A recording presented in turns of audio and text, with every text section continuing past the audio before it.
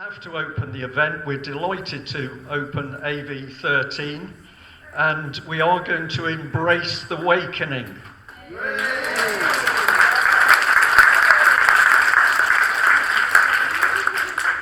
Now, I'd just like to say, yesterday, talking to people that arrived yesterday, it was wonderful because a lot of you said, oh my goodness, we're back together. And of course, for many people, the COVID break was truly horrible. But the tremendous thing is that we've all got through that period. We've done the online events, which the UK column was very pleased to help out with. That's helped keep things going. But of course, for the AV team, what they really wanted was to get the live events going again. And this really is a stepping stone. This is just a day. We wanted to see how it was going. But if today goes well, and I'm sure it will do, and you all enjoy yourselves, because this is a key part of being here, then the aim is to move on to those weekend events again. So it's up to you guys as well as up to the hard work of the AV13 team. Now, I'd just like to say that if he was here, this would be, of course, a very special event for Ian R. Crane, because this was his dream, to keep these talks going, to inform people, and also to let people be able to chat with others in a relaxed environment where you haven't got somebody looking at you as if you were from another planet. I think you know what I mean. So there's been a big feeling as this one has come together that it's almost that Ian is looking over our shoulder, and I'm sure he is, and I hope that he will be pleased with what everybody has managed to put together. So I'd like to give a really a big thank you to the AV team. They've done the work, not UK column, the AV team. Okay, let's have our round of applause.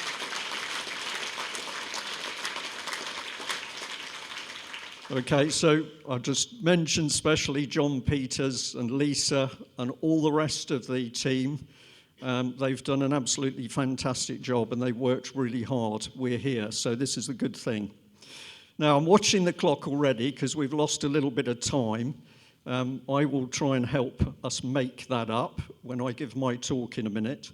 But before I do that, an important step is that I've covered the, I don't like the phrase master of ceremonies, but I'm the man that's been covering the introductions for a couple of AV editions, as it were, and the time's come for me to hand over to one of the AV team proper, and I'd like to welcome Gary Fraun onto the stage because he has been brave enough to volunteer to actually act as the new Alternative View Master of Ceremonies, whipper-in and general man to sort you all out.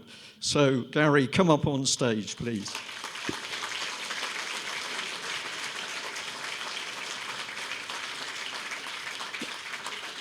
Now, I'm just going to add to that. Remember, of course, that Gary's an experienced speaker with Alternative View. He's done some really excellent talks. He's also been writing books, and he's pushed out a lot of information to get people researching and thinking for themselves. So, Gary, I'm really pleased that you're here, and it's great to hand over. Bit scary. Big shoes to fill with Ian. I got size 14 feet, so I should be okay. Just a couple of housekeeping issues. Fire exits are there, windows are there if you're really desperate. Mobile phones off, please. A lot of people make the mistake of forgetting that. Another thing we found out is if you put your mobile phone near your pass key for the hotel, it knocks your card out. So keep your card away from your mobile phone. Eating and drinking, we're picking up a lot of spillage on the systems with people eating crisps and stuff. So once we have the break, no more sort of food and drink in here if possible, please. Just keep all that sort of stuff outside. Yeah, so welcome, ladies and gentlemen, boys and girls, Nephilim and hobbits. And if there are any reptilians out there, I'm glad to have a chat around lunchtime. For the alphabet agencies, yeah, welcome. You know, if you are in one of these agencies, MI5, MI6, welcome, welcome. You might even learn a few things. And we might even bring you over to the dark side. So without further ado, I'll leave you with Brian and enjoy the day. We've got some really exciting stuff for you. Okay.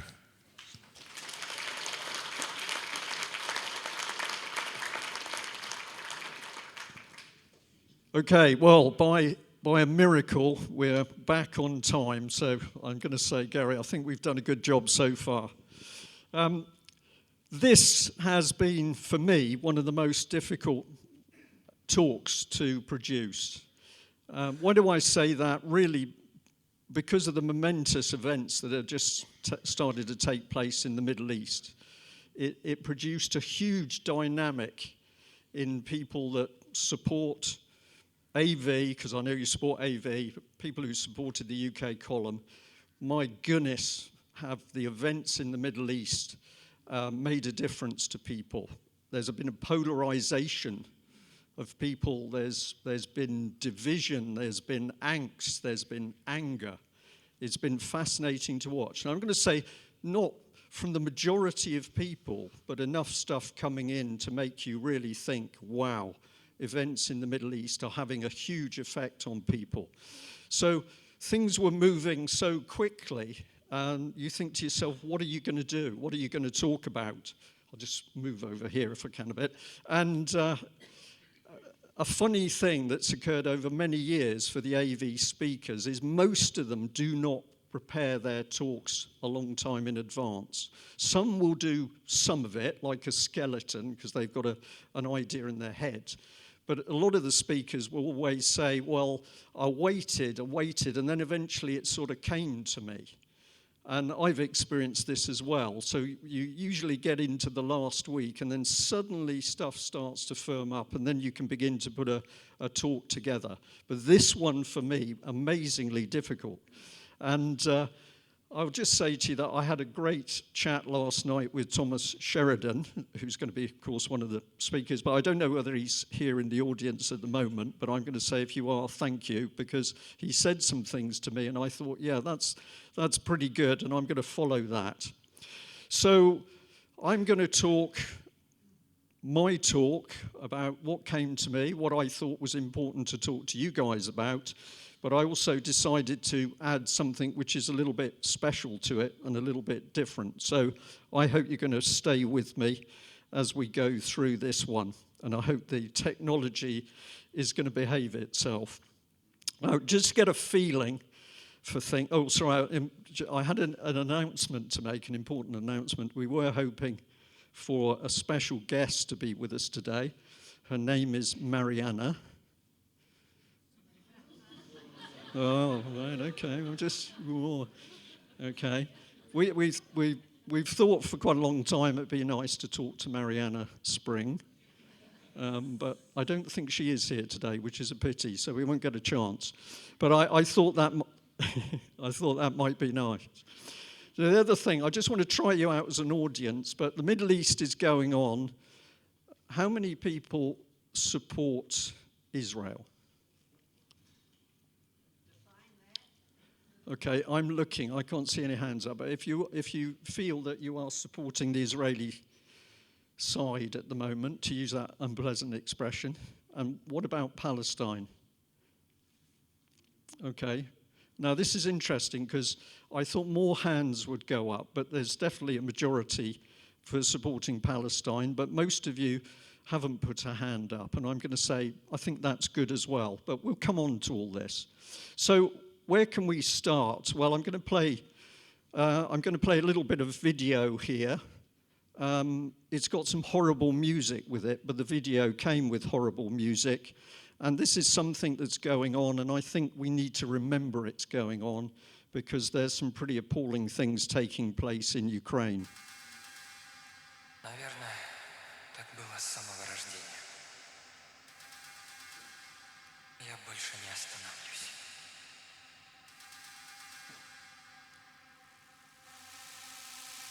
Пока враги не будут истреблены.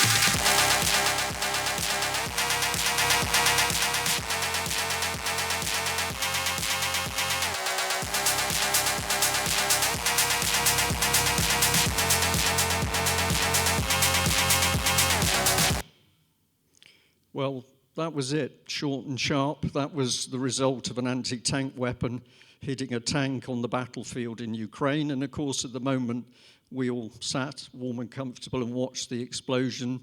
Probably about 4 men died. And this is the result of another war, a proxy war, which is being run principally by the Americans and the British and NATO.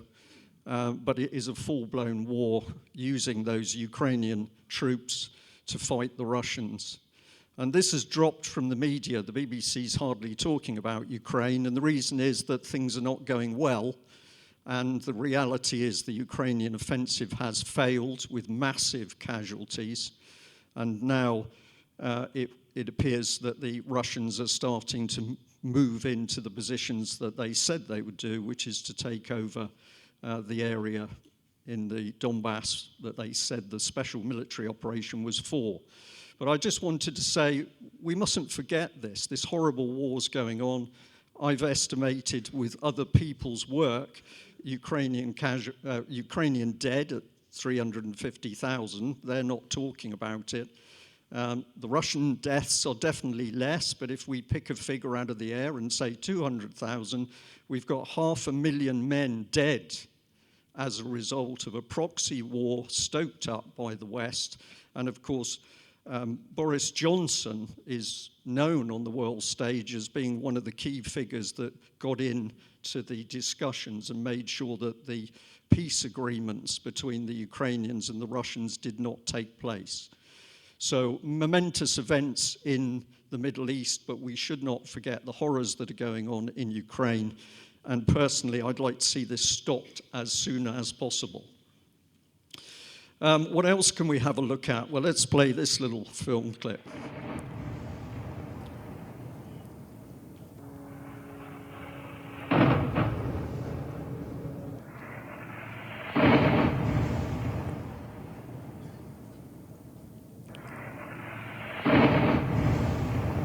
This is life in Gaza.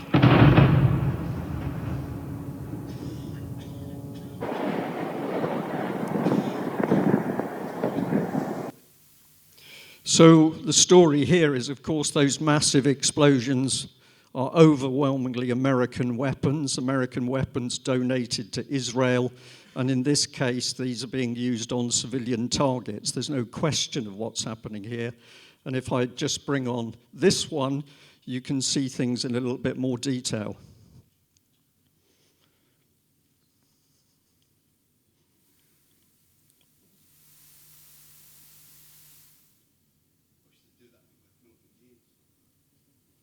So those are the explosions as people see them, with whole buildings being demolished and, of course, killing people and maiming people, many of them children, because there's a very large percentage of children in the Gaza Strip, and then people are left trying to rescue people from the rubble.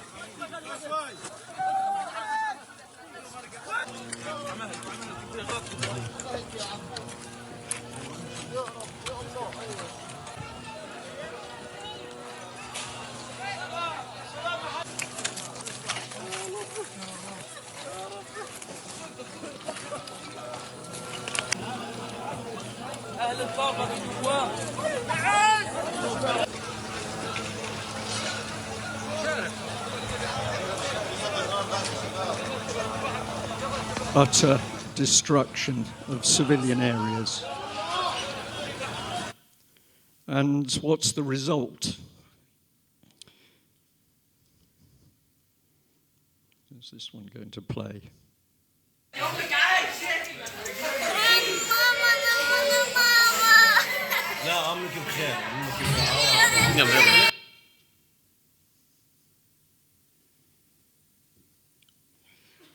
This is my key point. Does it really matter what side these children are on? So at the end of the day, my standpoint is that the fighting, the war needs to stop. But the trouble is, at the moment, nobody in the West is calling for the bloodshed to stop. They are making statements, devious statements, which permit this carnage to go on. And so, although the casualties on the Israeli side are much lighter. The deaths took place. Families, mums and dads, children were killed in Israel, and ultimately a backlash has started, which is horrific, but the West seems happy for this to continue. So sorry to start off our talk with this sort of thing, but this is the reality of the world around us, and a little bit later we'll get on to maybe what's really happening. Now, we get an idea of what's going on in our own country by watching the famous BBC, but I just picked out some statements here that I just found incredible. These I only put in this morning because they're so recent. But Mr. Sunak, who this week visited Israel, Saudi Arabia, and Egypt, said the UK's supported Israel's right to defend itself against a murderous enemy, but the area faced an acute humanitarian crisis. So the bombing of civilian areas is the area of acute humanitarian crisis, but of course Rishi Sunak doesn't talk about this. It's weasel words in order to allow this carnage to continue. He does not say, we went there and we said this must stop. And presumably they want the carnage and the killing to carry on. And so here's a little picture of him standing next to Netanyahu, and of course he's saying, we will stand with your people, we want you to win. This is one of the BBC's headlines. This is incredible. We have a prime minister, a new prime minister, who's happy for the slaughter to continue. But we've also got Mr. Cleverly here, and he was talking at the Cairo Peace Summit, and he said this has been an issue which has long stimulated passions, and we are now all seeing on social media in our communities how divisive and polarizing the current situation has become. Too right, Mr. Cleverly. So what are you doing about it? Well, he's urging minimal civilian casualties. That's how you get minimal civilian casualties, by using vast American-made bombs to bomb civilian areas where the percentage of children is about 40%. I think that's the correct statistic. We are being ruled by the most wicked, evil people. And we should never forget this, because it's up to us to stand up against these people. It's up to us to call them out.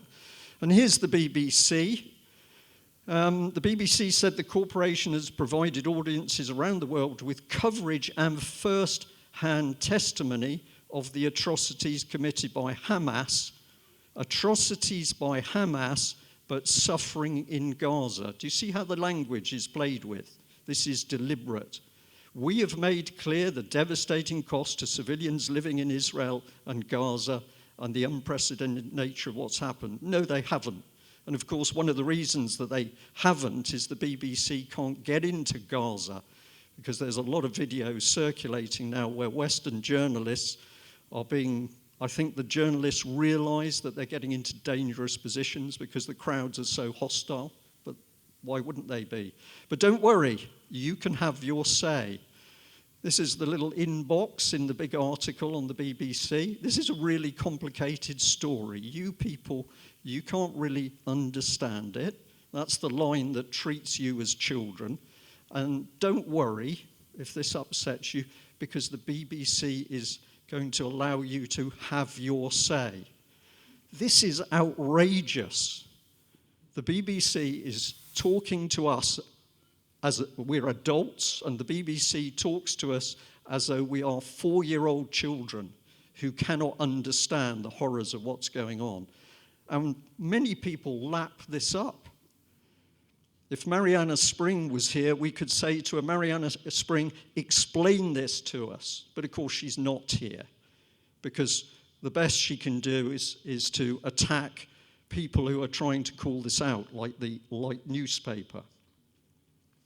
Now, part of my job was the jigsaw pieces of alternative view. And you're going to have to forgive me on this, because this slide is not very clear, but this was from AV2. I can't remember all the dates, but this was the first one I attended. And at that time, we were publishing a hard copy UK column newspaper, In a way, it was similar to the light, but a little bit different. And the headline on this particular one, as you can see, was Battle for Britain, but we had Gordon Brown goose-stepping.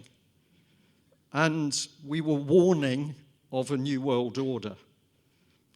So the alternative view pieces have been very clear in pointing a finger for what's coming. And of course, that new world order, the rules-based international order, fully behind the violence in the Middle East and Ukraine. But this was the one that changed my life. So this is AV3, and the talk I gave was child snatching by the state. And remember, I'm talking about UK, the bastion, democracy, law and order, wonderful policemen. But the only problem was I had mums and dads, mainly mums, coming to me talking about their children being stolen by the state on lies, false premises, erroneous reports. Some of it is just too incredible.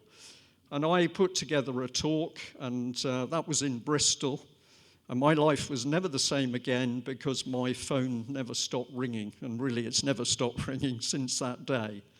But why have I brought this one back on screen?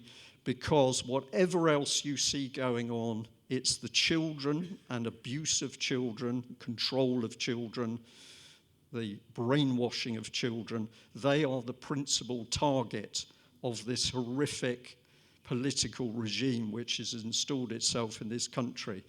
So I can't remember the exact quote, but Hitler basically said, don't worry about the adults, just let's get the children because they are the future. And this is how these psychopaths see our children, and that was a very important talk for me. I think this was AV4. I can't see John in the room, but he'll know. But I had been sent a very interesting book called Political Ponerology. At the time I got the book, I didn't know what the word ponerology meant, and I had to look it up. But this is about the study of the science of evil. It's written by a Polish, good grief, what do we call him? I'll come on to that in a minute. But it's a really good book. And what he does is describes how politics, the world of politics, becomes infested by evil. Psychologist is the word I can remember. How politics becomes infested by evil, and how that evil then consumes the whole system. And I believe now more than ever that what this man wrote is happening around us. The system is becoming more and more evil. There is nothing it'll stop at. It will kill, it will maim, it will lie, it will deceive. And you can see it through what's in the papers and what's in the BBC. AV5, we were looking at ideas of what we could do to stop what was happening. And a big one that I've pushed for a long time is common sense. We all have inside us somewhere this amazing thing that says we can sort out what's right and what's wrong. And we can make sensible decisions when often we haven't got all of the scientific information we need to make that decision. But something inside us, our common sense, says we can deal with a situation. And so I put that inherent skill, ability that everybody's got, I put that forward as being one of the key things that I can use in order to challenge the common purpose, because we can see this common purpose coming in. The political parties, people have started saying, well, there are no differences, so we just have a uniparty. And then we find that politics is now intermixed with the civil service. And we have local authorities that are highly politically based. They're all working to an injected agenda, and that agenda is the common purpose. And so here we said that common sense is the antidote. Now, let's just let this one run.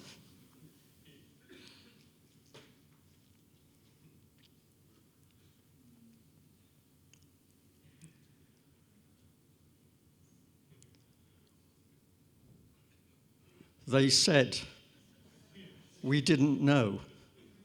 And this was a hot topic at the time that AV was on, and obviously I commented on it. But when you see this, all right, it's simplistic, but it's trying to keep all of these areas in your mind in one go. They said nobody knew. Right? And so what do I bring it over top of that? Of course they knew. Common sense tells us that they knew. Somebody in that pack knew, and somebody kept quiet. Why, I don't know. I always found it very interesting to discover, aside from the places he went in UK, he was also invited to give a talk in the Knesset. And as far as I know, one of the things he said to the audience was, the problem with you is you're not Jewish enough. Now, that's from my memory. If I've got that wrong, I got it wrong. But certainly he visited Israel. Why? We don't know. So this one, AV6, Beyond Authority, this was me actually looking at how people were working. So they'd given up their responsibilities and accountability to the public, and people were going beyond their authority. Now, this was a phrase that came out of the political charity Common Purpose. This is why it's always stuck in my brain. But if you want an example, look at how the police are behaving at the moment. Turning up on people's doorstep, no crime's been committed. They're mob-handed, they're in big numbers, they're aggressive. They are making up the law on the hoof. That is the police leading beyond authority. And if you want to know why they do it, in my opinion, it's because they got the brainwashing, the reframing into the police training courses. And I've talked about this a lot, including in previous alternative view talks. Well, here he is. So David Cameron got a mention. And we also mentioned a special word there, election fraud and the rush to communitarianism. And that word we were using, and it's still got value, because if you look at what's happening in the Western world, you see this synthesis, this coming together of politics and the big corporations. Who's really running the show? Is it the governments, or is it the global corporations? Many of them have got a bigger bank balance than the GDP of smaller nations. These corporates are calling the shots. They are mixed in with the political agenda. But if you look at it, it's not quite as black and white as fascism. And communitarianism introduces another level, that it's the whole of society that gets sucked into this quasi-globalist corporate political agenda. And that was a word that was useful to start. Second? Hold the mic up a bit. Can you hear me? Okay. Sorry, that's an edit for somebody. Apologies for that. So, so this was a word that was important to try and understand what was happening. And of course, Cameron was fully involved with the political charity Common Purpose.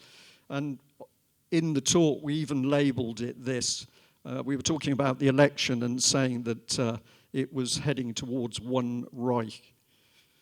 Does anybody not see it coming in this country? Because it's in my face when I look out the window. This isn't a democracy, it's something very different. All of this brought to you via Alternative View. This was important. It was on the work of Common Purpose again, but what was Common Purpose doing?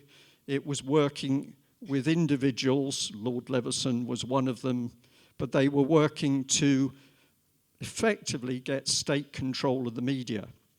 And you're now seeing it because it's blatant that we've got statements that you can't talk about Hamas. If you mention Hamas, you're now committing a terrorist offense. You're not allowed to speak about it.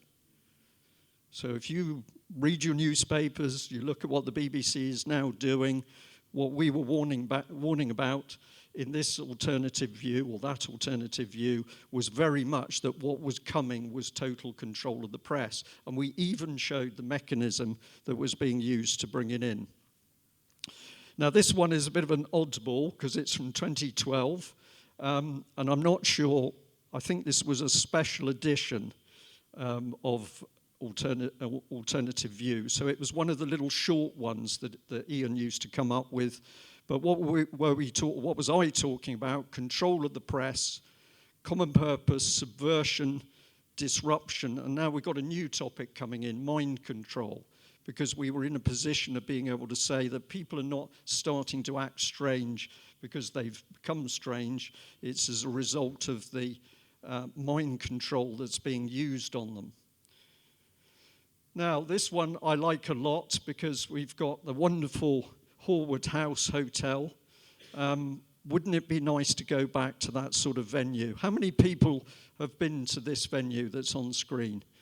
Did you enjoy it? It's wonderful, isn't it? It's a beautiful hotel. It's in lovely grounds. And of course, at that stage, Alternative View was able to get enough people that we could take over the whole hotel. And that made such a difference. I think the biggest audience for the last one with the day tickets was about 540 people. And so if you're a newcomer, and this is the first time you've experienced Alternative View in the flesh, this was going into a beautiful location with other people over a weekend. And I can remember it's always the leaving. When you leave and you get in your car, are you in the real world or have you jumped into another planet? But the talk there, breaking free. So we're very much saying, look, it's not enough to sit and experience what's happening. You've got to work to break free of what's happening. And the key to breaking free is to understand what's happening. And so within Alternative View, free speech is a very key thing, but it's for people to come and share knowledge. You may agree with it, you may not. The important thing is it's free speech. And if we learn, we're in a better position to stall, slow down, fight what's happening around us. Newspeak, a change agenda. This is what is collapsing society. And you're hearing all the words now, aren't you? Because we can't describe a woman. I mean, really? But it's real, isn't it? What I'm saying to you is real. We've got to the bizarre position where people fight shy of the words if you talk about what a woman is. But you destroy women, you destroy the family life, you destroy people's ability to support each other, and that's how you break down society. But what a lovely conference that was. Now, let's see a little bit about how it works. So this is a very short clip. I'm going to thank international social media that picked it up. Let's hear what this BBC lady does. Including 61 children have died in Gaza. 12 people, including 2 children, have been killed in Israel. Those figures come from officials. Including 61 children have died in Gaza.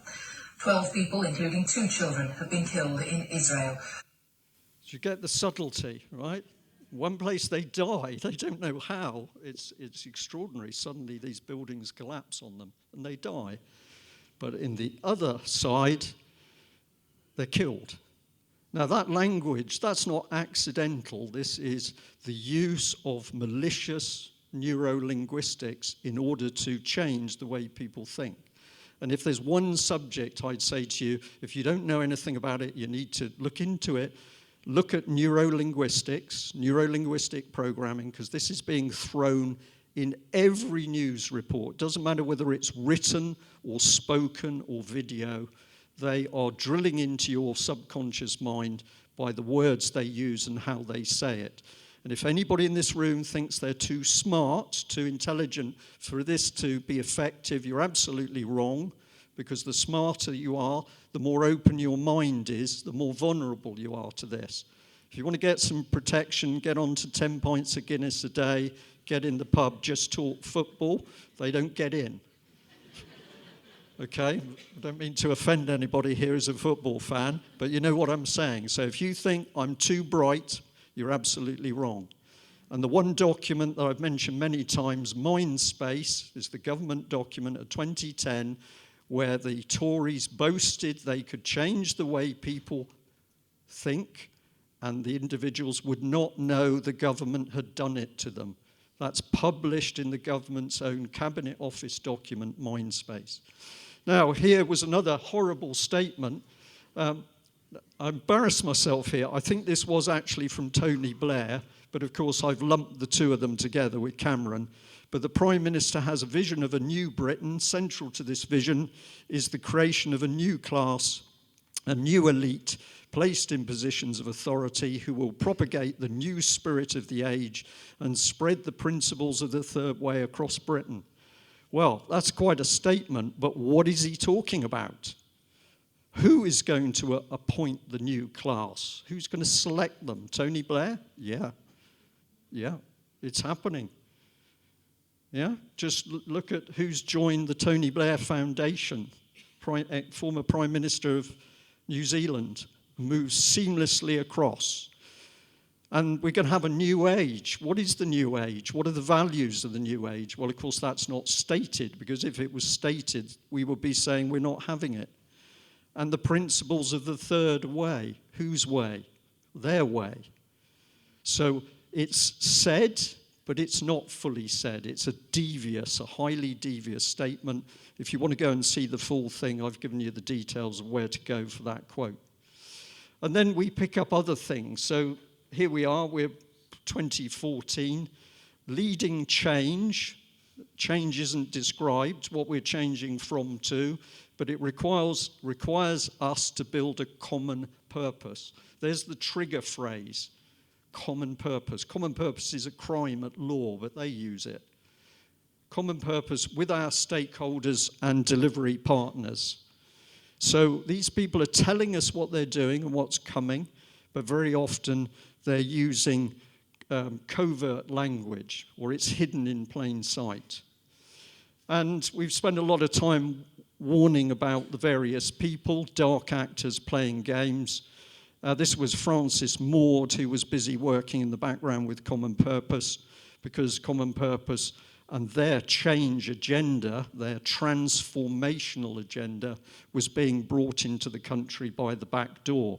Francis Maud, interestingly, because he was also there when we started to tie up Britain's intelligence services with the Israeli intelligence services. I can't spend time going into that, but we've certainly talked about that on Alternative View. And so something growing.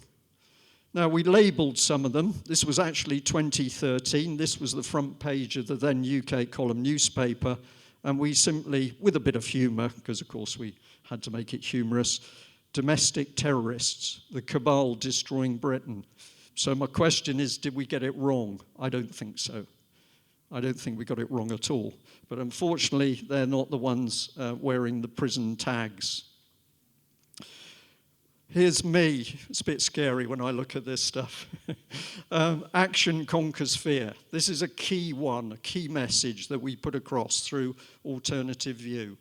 If you're waking up, you're starting to see things aren't right, it's very soon you get to a point where you can feel isolated, you can feel lonely if you can't talk about this stuff, and that can lead to anxiety and fear. And I've known people in the audience come and speak to all the speakers and say, oh, it's been wonderful because I felt really lonely. I was quite frightened. So action conquers fear. Doesn't matter whether you feel fear, start to do something. Because that action, that movement, that stimulates you, stimulates your mind, and then you get over the fear. So if you're a person who feels fearful, you're going to do something simple. You're going to send an email. You're going to make a telephone call. You're going to talk to a friend. But do something for that action. And this is for Thomas Sheridan, because last night he said to me, I remember the talk you did where you talked about going up Half Dome in Yosemite Park in America. The face, the vertical face, I think is about 2,300 feet.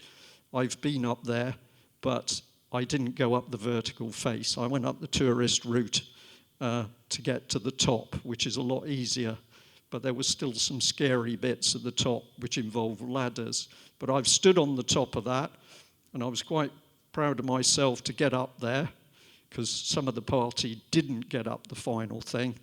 So I'm just putting that up there. Yep, I can get fearful as well. But I'm really glad I did it because it's a wonderful memory. There's also an amazing American climber who free climbed up that vertical face. Arnold, I'll get his name for you because you can find it as a YouTube clip. And the lady says to him, who's interviewing him about it, "Do you feel fear?"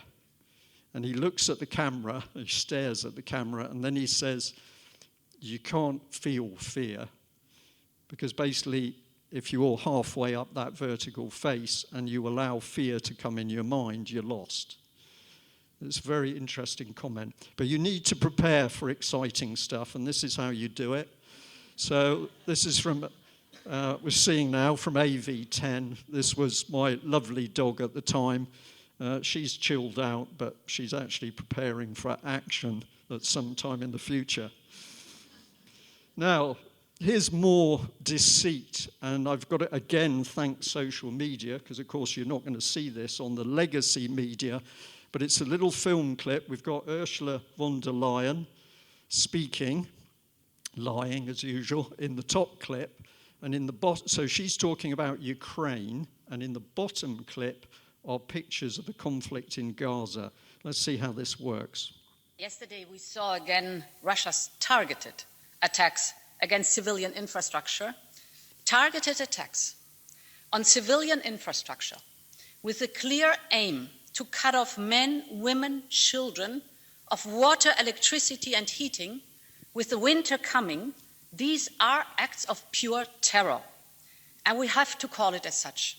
Yesterday we saw again Russia's targeted attacks against civilian infrastructure, targeted attacks on civilian infrastructure with a clear aim to cut off men, women, children of water, electricity and heating. With the winter coming, these are acts of pure terror. So, did you get it? The hypocrisy is breathtaking. And when I see her talking, or I see Fishy Sunak talking, or I see Cleverly being not so cleverly, or not so pretty Patel talking, how do they do it? And I've come to the conclusion, because they actually believe this rubbish. It's in their heads, they live in a different world. So when I look at them and you say, "You hypocrite," I don't think they even understand the word. But the hypocrisy is breathtaking. For the Russians, it's terrorism. Not that the Russians have been deliberately bombing huge civilian areas, but apparently if Israel does it, it's not. And somebody took time to put that clip together. Now this one is another social media clip. It's apparently in Sweden. I'm taking that, but it doesn't matter what country it's in. Something horrible happens. Watch what happens and watch how people react.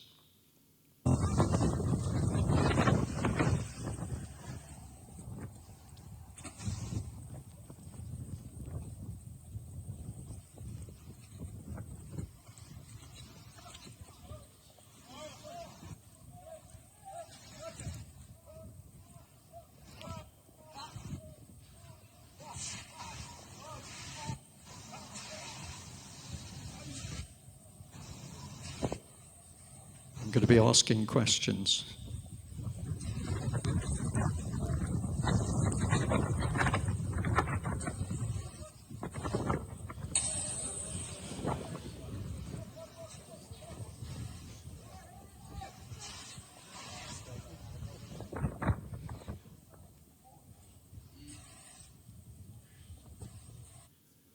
Right, let's stop it there. To me, that was the most unbelievable clip. So the car gets petrol bombed. The man comes out, he's on fire. One man steps forward to get that fire out using his jacket. That's a difficult thing to do because you've got to keep the air off it. It's hot, it's got fuel. While he's trying to stop the man burning to death, the other policeman or woman, difficult to tell in those circumstances, is on her radio. She's not helping get the fire out on the man on the ground. She's on the radio, or he's on the radio. Why do I think that's happening? Because in the training, get on the radio, call for backup, call for backup. So the man is still burning on the ground and they're having trouble getting that fire out. Her brain is somewhere else because she hasn't got any common sense, or he hasn't got any common sense. And then what happens? The man has a fire extinguisher. Does he use the fire extinguisher on the burning man? No, he uses the fire extinguisher on the car. There have been reports in UK of policemen who wouldn't go into an 18-inch deep pond to rescue a child because they weren't sure the whole pond was 18 inches deep. That's real. These are from real things. This is conditioning. And it isn't just happening in this country, it's happening in many places. Another weapon, tell the truth. What's happening is horrible. If you use weaselly words and you don't tell the truth about what your judgment is, what your opinion is, what your common sense tells you, what your moral code is, you are part of the agenda. This is so important, and the word no is so powerful. No, I'm not having this. No, you're not doing it. No, we're not allowing this. So truth is really powerful in an age of deceit. AV11. And I'm popping this one in because it was one of my it was AV5. It was one of the talks that I thought was really, where I try to explain to people how this creeping evil works. So what I've done is I've put a pyramid, because that's the okay way to describe it. I've put ordinary people at the bottom, and then I've classified them very crudely, but just to give an impression of how society is structured. So the bottom, the mass of ordinary people. Then we've got skilled workers. They've educated, very skilled, some of them, and they probably a little bit better off than people at the bottom of the pile because they might earn more. Then we got the professionals, probably more education. They're into a job where they can earn maybe a lot more. There's not as many of them because it takes time to go up the pyramid. Then you can become a politician and you're into Westminster. Then you can get into the heavy stuff. You can become a judge, crawl your way through the system, and then you can judge others. And then we've got the people who can pay for the munitions and the ammunition and the bombs and the wars, and they can make a profit. That's the bankers. And so they are very powerful people. Who runs the monetary system of the world? The politicians? I don't think so. At the end of the day, if you look at the banking system, which prints the money, which controls the money flows, controls the world economic system, this is bankers who are largely private and totally unaccountable to the average human being on the planet. And if there's one place, in my opinion, that we need to be getting our little noses into to lift all the stones, it's who controls the banking industry. But we had a very brave, some years ago, we had a very brave banker, Ronald Bernard, who talked about what he experienced when he started to climb up the banking ladder. And he started to talk about the good parties, the women, the drink, the champagne. And then he said, but the problem is that's only part of the good life, because then it moves on to parties with much darker stuff and children. The children come back. So I put this together. And then on the left, you see the growing red line of corruption. So in my mind, as I look at wider society, as we go further up the line, the corruption eventually takes over all of them. Amongst ordinary people, some are corrupt, most aren't. But by the time we get to the top, I'm going to say, I believe they're all corrupt. So that was my way of showing what we're up against. And then I've said we need to take control of the majority of people. That's probably an inappropriate term there. Mariana will be picking me up. We need to encourage ordinary people to think for themselves, to occupy this big space. Because if you control that big space, it doesn't matter what they do at the top of the tree. Now, this is getting towards the meat of it for me. And remember, everybody that speaks is speaking as an individual at AV. So this is Mr. Fry. And, okay, I've chosen Russia Today for this article, but it appeared on all sorts of places. his quote, because the God who created this universe, if it was created by God, is quite clearly a maniac, an utter maniac, totally selfish. We have to spend our lives on our knees thanking him. What kind of God would do that?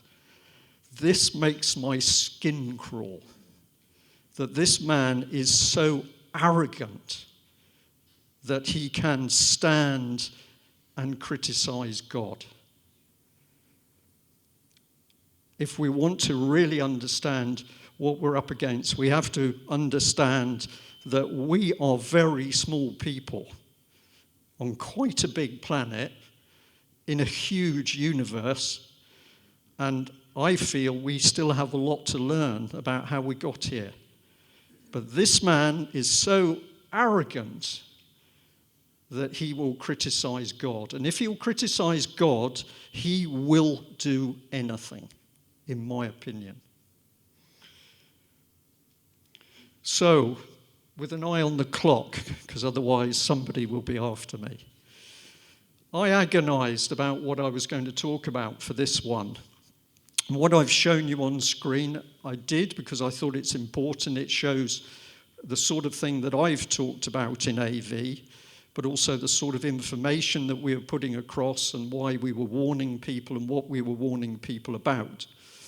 But for me, I'm in a very special position. I'm here on the stage. Why am I here? Well, it was very funny because last night, several people independently said to me, Brian, how did you get into all this? And I thought, well, isn't that funny? Because I was thinking about talking about that. And I decided that today was the day, and I'm going to tell you a little bit more about me and why I happen to be here. But we've got to go back, and I have to do this very quickly. But I was very establishment. I went through the system. I got my scholarship to go to Dartmouth. That's the officers' training college for the Navy. I went through the Navy system. I went through the Cold War. I believed that the West was right and the East was bad, and I believed we were the good guys. But I left the Navy because I started to see wokeness creeping in. Of course, in those days, I didn't understand what it was, or I couldn't name it. But I started to see weird policies coming in, and my brain said, this is going to get worse. Maybe it's time to go. And I left. And then the other part of the story is when I'd left, I got myself re-established as a normal person. So I'm working mainly in the sort of building trade, project management, that sorts of things, until I start to talk about corruption, and my goodness, the world explodes. When I discover in Plymouth that large amounts of public money was being misappropriated, and I warned people and I talked to colleagues in the Chamber of Commerce because I was one of their board of directors, my world exploded. Vicious emails, late night phone calls, hypodermic needles in my flower baskets outside, work colleagues warned off, you need to try and get Brian to be a little quieter because he's beginning to ruffle feathers in the city. Now, I've talked about this aspect quite a lot. You can go and see previous videos that I've talked about. I've talked about that aspect, and I also talked that trail led me to an organization called Common Purpose, which said it was a charity, but it was clearly political, and it was clearly working to change society in a way that I found evil, because it was doing it in a devious, underhand way, and still is. That's part of the story. But something else was going on, and that was that I was seeing stuff. I'd be looking at a local newspaper, the Western Morning News, and I'd see a headline and I'd think that's weird. One of them was that the Bishop of Exeter at the time had hosted a highly political meeting about, this was all to do with elected regional assemblies. And I thought, why would a man from the church be hosting this European political meeting? And this sort of, I couldn't answer it, but it came into my head, it was strange. And then I might read something. We need to let people understand that we're listening to them. That was a headline in one of the local newspapers. And when I read it, it was about gates going up in communities and CCTV cameras. And I thought, this is not about helping people. They're actually telling me that they want people to be under the impression the state was listening to them. Now, whether I was right or wrong, this is my little journey, and this is the sort of stuff that came into my head. And then one day, the telephone rang. I was in the kitchen with a cup of tea, and the telephone rang. And a man said, "Oh, hello, Brian, I haven't spoken to you for years," which he hadn't. And the next minute, he gave me a little package of information about some weird stuff happening. And he said, "It's funny, because I don't even know why I'm telling you this." As I'm thinking, this is a pretty weird phone call. I think that was my landline. My mobile phone went, and I broke the call, and I took the other one. I took 11 calls, one after another. Boom, boom, boom, boom, boom, boom. And each one was a person saying that they had information for me. And several of them used this phrase, "I don't even know why I'm calling you." It was like I was being fed information. And I then investigated what they said, and as I investigated it, my understanding of something nasty growing in society got stronger. But it was a very weird feeling, and if I hadn't have had a couple of good friends at the time who I could talk about some of this stuff, I would have experienced a little bit of the isolation, which I've mentioned some of you in this audience might have experienced. So this is happening, and then one sunny day, I was sat at my desk at home doing some work, and the phone rang, and it was a very old friend called Paul. And Paul said to me, "What are you doing?" And I said, "I'm at home writing some reports."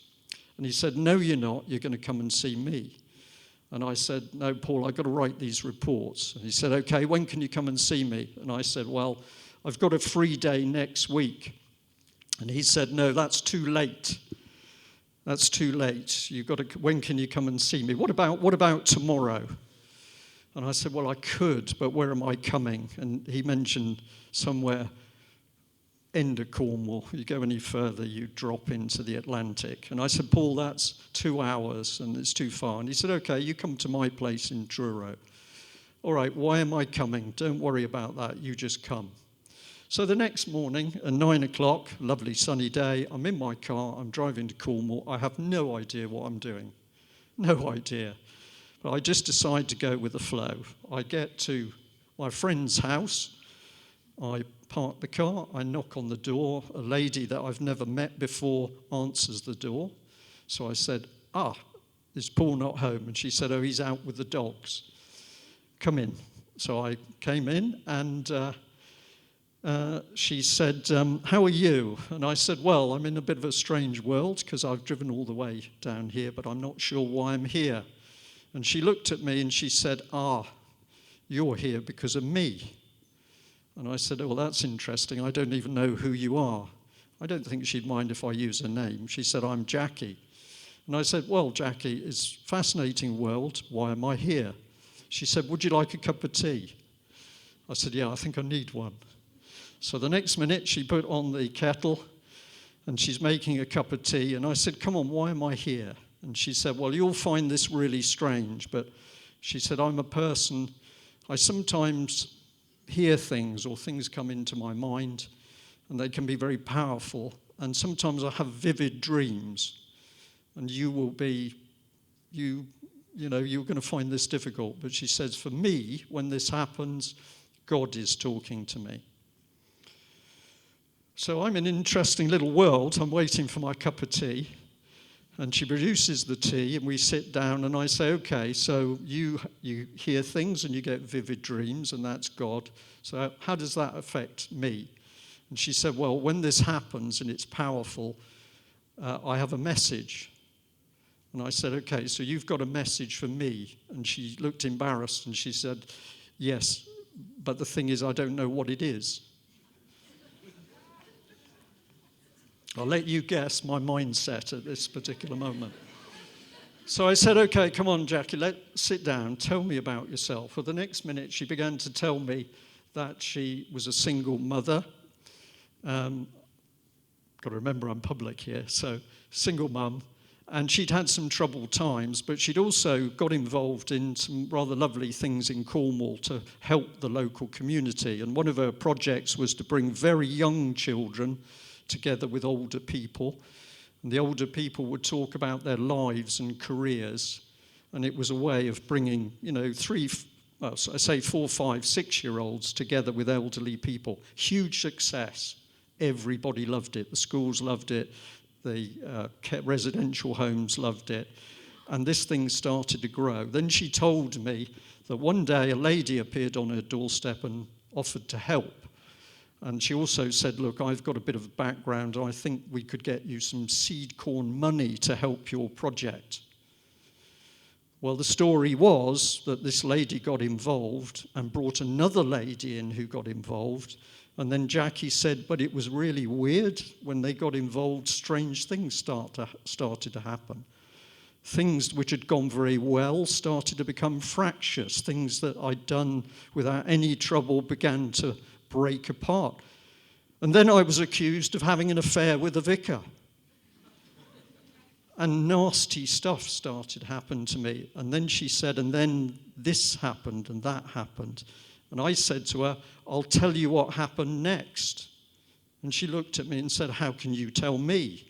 And I said, because what you're describing is happening in Plymouth. It's happening in other places around the country. It's like people are at work in our community, in our society to break it down. And she said, okay, then what happened? So I told her what happened, and she said, that's incredible. That's exactly what happened. And I said, this is really serious because this is something evil which is taking place under the surface of our country, and I think we need to warn people. I think actually we should be out talking to people and showing them what's happening. And when I said that, she suddenly cut in and she said, yes, you're absolutely right. What you need to do is to get out there and you need to be teaching people. And you're going to have to travel. And she said some other things to me, which were quite personal. But this lady, and I then said to her, you've just given me the message. And I'm thinking, why did you say that? And at that time, my friends came in with the dog, and we then had a general chat. But I told her that she'd given me the message. How did I know that? I've no idea. But what was the message? That I was to get out on the road and teach people about what was happening.